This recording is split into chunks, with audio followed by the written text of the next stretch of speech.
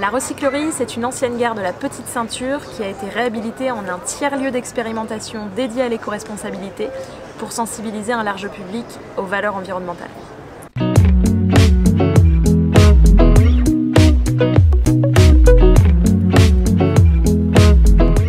Marion, bonjour. Bonjour. On est là aujourd'hui parce qu'il y a un atelier qui s'appelle le Repair Café chez René qui nous intéresse, qui se trouve dans un lieu qui s'appelle la recyclerie. Je ne vais pas en dire plus et je vais peut-être te laisser nous présenter ce lieu. Alors, la recyclerie, c'est une ancienne gare de la Petite Ceinture qui a réouvert à l'été 2014 comme un tiers-lieu d'expérimentation autour de l'éco-responsabilité. Donc en fait, nous, ce qu'on fait ici, c'est qu'on essaye de sensibiliser un public le plus large possible aux valeurs environnementales et éco-responsables et d'engager un large public dans une transition écologique et sociale. Concrètement, on le fait à travers plusieurs piliers, puisque qui dit tiers-lieu dit plusieurs activités au même endroit qui mélangent plusieurs publics. Et donc nous sommes ouverts 7 jours sur 7. Nous avons un café-cantine à la carte responsable qui permet de déjeuner, dîner, boire un verre à peu près tout le temps. Des produits bio, locaux, des produits locaux, oui, une carte de saison, locale, en partie bio mais pas à 100%. On essaye vraiment de mettre en avant des propositions végétariennes, véganes et de penser notre carte du café-cantine en amont avec une carte de boissons maison, d'alcool aussi bio, locaux et de produits pour le restaurant également bio et locaux. Et puis aussi, une fois que les assiettes sont finies, on a toute une réflexion autour du centre de tri et de comment on valorise ces déchets. Donc on nourrit les poules avec les épluchures en cuisine et on transforme les déchets du restaurant en compost avec les alchimistes qui ont construit carrément une machine pour ça. Donc on a ce pilier de café-cantine qui est un fort attrait de ce lieu qui est assez grand et assez emblématique et très lumineux. Et puis en parallèle de cette activité qui est vraiment notre modèle économique, qui nous permet de vivre puisque nous sommes un opérateur privé, il y a une association qui s'appelle les Amis Recycleurs et qui elle porte vraiment le projet pédagogique de sensibilisation à l'éco-responsabilité. Et au sein de cette association, il y a une ferme urbaine, une programmation d'événements et un atelier de réparation, en effet l'atelier qui s'appelle chez René. Alors un petit point sur la ferme urbaine, c'est ce qui nous entoure là? Tout à fait, alors la ferme urbaine elle commence sur le toit de la recyclerie avec des ruches et puis ensuite elle est vraiment tout le long des quais, on a à peu près 1000 m², donc on est sur un vrai poumon vert, la recyclerie c'est Porte de Clignancourt dans le 18e arrondissement, donc c'est un endroit très dense. Et on passe les portes et on arrive dans un endroit très végétalisé en intérieur et en extérieur. Et nous, notre volonté dans la ferme urbaine, c'est vraiment d'apporter beaucoup de place à la nature en ville et de montrer l'importance de protéger la biodiversité, l'importance et la manière de produire en circuit court dans des zones urbaines.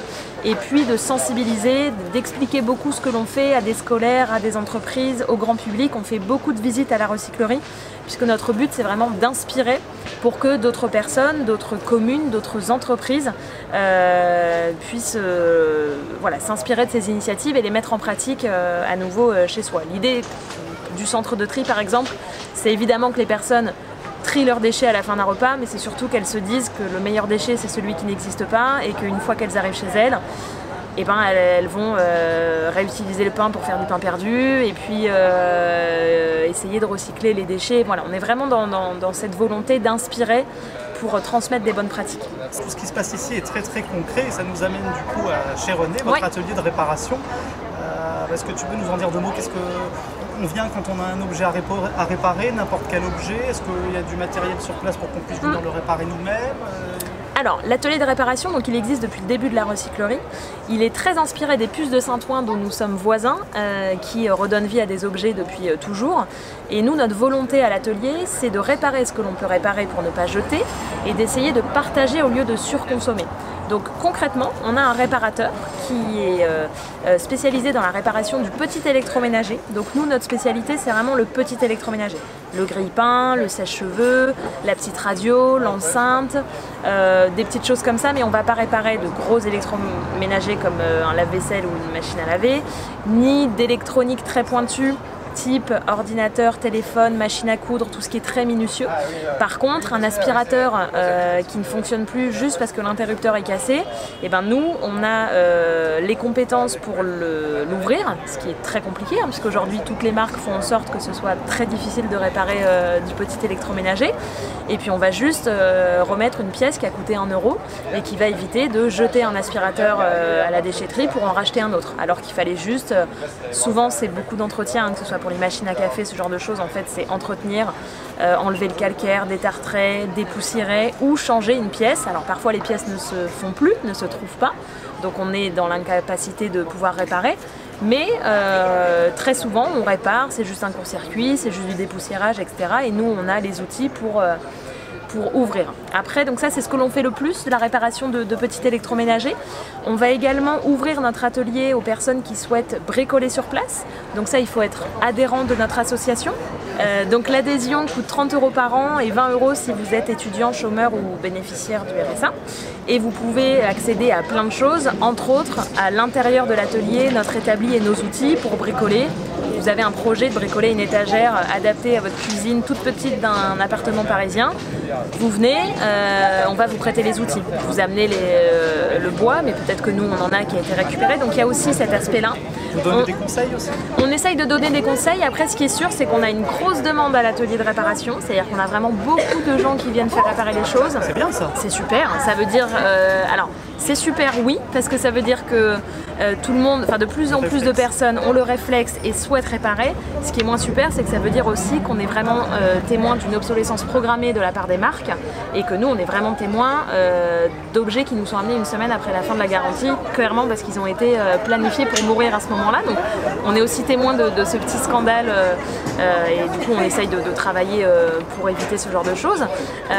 Et donc on a un seul réparateur, donc on est très sollicité et malheureusement ça prend plus de temps de réparer avec des gens, de leur apprendre et de les conseiller que de réceptionner un objet pour le réparer et le rendre réparé. Donc on essaye de trouver l'équilibre entre tout ça. Et puis on va aussi proposer des emprunts. Donc si vous êtes adhérent, vous pouvez emprunter des outils, une perceuse, une décolleuse à papier peint, une ponceuse, que sais-je, pendant 48 heures chez vous. Il faut savoir qu'une perceuse, par exemple, la durée en moyenne d'utilisation d'une perceuse, c'est 12 minutes dans une vie entière. Donc ça ne sert à rien qu'on ait tous une perceuse à la maison. Par contre, on a tous besoin de faire des trous de temps en temps, donc nous, on en met à disposition. On met également à disposition un appareil à raclette, une fondue au chocolat, ça c'est pareil, c'est le genre de choses, c'est sympa de l'avoir pour un anniversaire, mais en vrai, on l'utilise 1 à 2 fois par an. C'est chouette de mutualiser tout ça. Donc nous, on est vraiment sur comment partager et comment réparer. Voilà. Sur le volet réparation, votre taux de réussite, si je puis dire, il est élevé quand on vous apporte un appareil. Alors ça va dépendre de l'appareil. On est quand même autour de 75% de chances de le réparer, quoi, sur ce que l'on répare. Et ça coûte moins cher parce qu'on peut avoir à l'esprit que sur ces petits appareils, souvent on voit des prix qui sont très très attractifs avec en contrepartie de l'obsolescence programmée comme tu viens de le dire. Mais est-ce que ça vaut le coup de le faire réparer plutôt que d'en racheter un neuf moins cher? Alors ça dépend. Nous on est aussi là, je t'ai donné l'exemple de mon aspirateur. Clairement moi ça m'a coûté moins cher d'acheter un petit interrupteur à 2 € plutôt que de racheter un aspirateur. Après c'est vrai qu'il y a on est confronté parfois à des pièces qui sont assez chères et on est confronté à presque c'est un acte engagé de faire réparer son électroménager en fait. Et très souvent ça prend moins de temps et moins d'argent de dire hop, je jette, je rachète. Mais nous, notre rôle, c'est aussi de sensibiliser au fait qu'en fait ce n'est pas le bon prix. On peut comparer ça au prix des fruits et légumes pas bio versus bio, de toute cette nourriture industrielle qui est moins chère qu'une nourriture locale, etc. Après, tout dépend.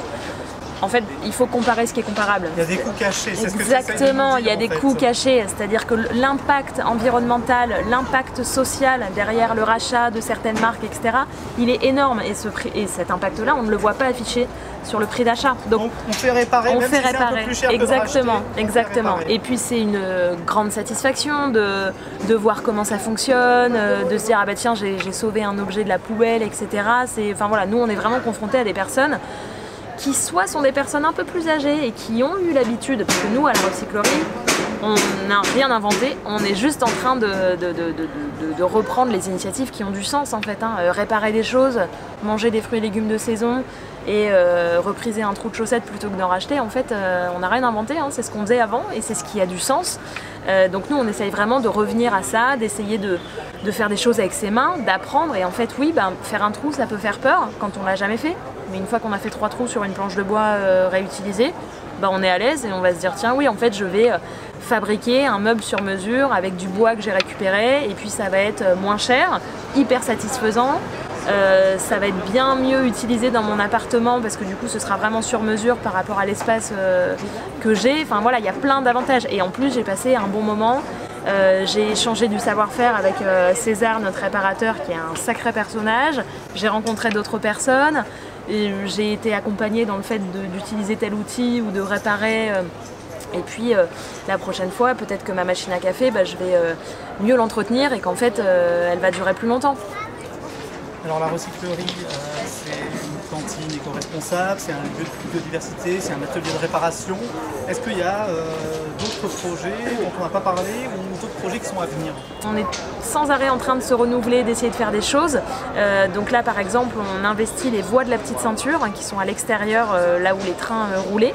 On a un festival de projection de documentaires inspirants sous les étoiles chaque été au mois d'août qui s'appelle Garodoc, qui revient cette année avec une super programmation. On est en train de développer un parcours sonore pour accompagner la déambulation et on essaye vraiment de développer toujours plus de supports de sensibilisation accessibles à tous. Nous sommes un lieu à Paris, forcément pour venir nous voir, il faut soit habiter à Paris, soit être de passage à Paris. Notre volonté c'est aussi de pouvoir toucher des personnes qui ne sont pas forcément parisiennes, voire pas françaises, etc., aussi en zone rurale. Et donc par exemple depuis quelques temps on développe des podcasts de nos conférences. Donc on a une radio qui s'appelle Radio Recyclerie sur laquelle vous pouvez retrouver des conférences qui ont été podcastées et également des tête-à-tête, donc des interviews avec des personnalités inspirantes. On a également travaillé sur des livres avec Larousse, donc on a sorti 2 carnets pratiques autour de l'alimentation responsable et du zéro déchet qui concrètement accompagnent des personnes tout à fait novices sur ok, moi je vais aller plus loin dans cette thématique, comment je fais au quotidien. Donc nous on accompagne vraiment la prise de conscience et l'action au quotidien, chacun à son niveau. Et puis on développe, on a tout le temps des nouveaux projets, toujours sur la sensibilisation accessible à tous et sur le fait de dupliquer ce modèle de la recyclerie, puisque nous on est persuadés que des recycleries il en faut dans chaque commune, on ne va pas toutes les gérer, donc on est vraiment dans la transparence, dans l'inspiration, dans la transmission, dans le transfert de cette expertise-là.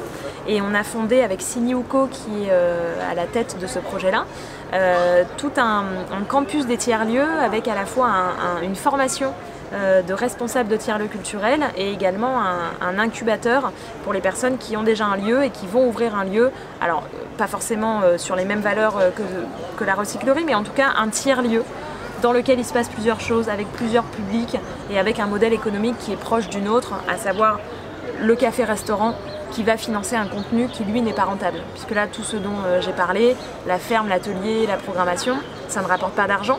On a des charges pour fournir ce contenu gratuitement et c'est en partie grâce au restaurant que l'on peut se le permettre.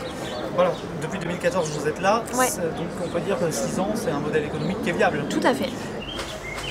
On entend beaucoup parler du monde d'après ces derniers temps, je ne sais pas si tu as fait attention. Tu le vois comment toi le monde d'après? Ou à la recyclerie vous le voyez comment? Alors, le monde d'après déjà, ce qui est sûr c'est que avec la crise qu'on est en train de vivre, nous on se dit qu'on est vraiment dans, pour nous, le futur. C'est-à-dire que le monde d'après, quelque part, il existe déjà avec ce que l'on fait à la recyclerie et on est persuadé que des tiers-lieux, d'autant plus sur l'éco-responsabilité, sont nécessaires pour le monde d'après, pour réfléchir, et d'ailleurs on va avoir une programmation d'événements à la rentrée, justement pour partager un peu nos réflexions suite à ce contexte un peu inédit. Le monde d'après, j'espère qu'il prendra, qu'on gardera des bonnes habitudes de ce qu'on a vécu dans le confinement, de se recentrer sur le local, de se recentrer sur le bien-être, de s'écouter, de prendre le temps, d'avoir un petit peu plus de bienveillance et de solidarité et pour ceux qui en ont besoin. J'espère vraiment qu'on n'oubliera pas trop vite ce qui s'est passé et comment comment ça peut nous transformer, puisque quelque part on a justement un tête-à-tête avec Pablo Servigne qui vient de sortir, qui faisait un peu le rapprochement avec justement l'effondrement qui est ni plus ni moins la fin d'une ère pour le nouveau d'une autre, et finalement c'est ce qu'on vit là avec le Covid et l'après-Covid, c'est-à-dire que n'importe quelle crise est une transformation et un renouveau, et on peut retenir les choses positives. Donc j'espère vraiment que les gens retiendront bien le positif, ou en tout cas de ce qu'on a envie de changer justement, et qu'on n'oubliera pas trop vite. Est-ce que tu pourrais nous résumer, pas tellement le Ritter Café, la recyclerie en un tweet ou en une phrase? Ouais. Alors, la recyclerie, c'est une ancienne gare de la Petite Ceinture qui a été réhabilitée en un tiers-lieu d'expérimentation dédié à l'éco-responsabilité pour sensibiliser un large public aux valeurs environnementales. Et il faut y venir. Et il faut venir. Nous, on confirme chez les Pandas, venez à la recyclerie. Merci beaucoup, Marion. Je vous en prie, merci à vous.